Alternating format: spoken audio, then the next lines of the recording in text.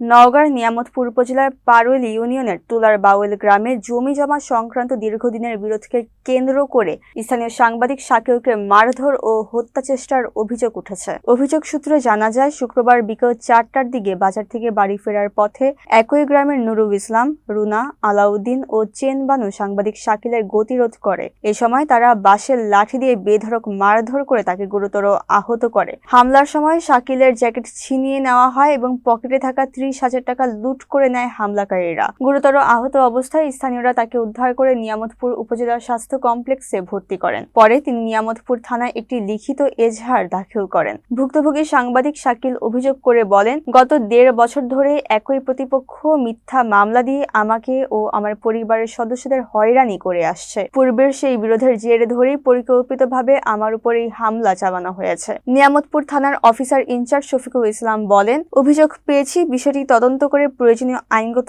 ব্যবস্থা নেওয়া হবে।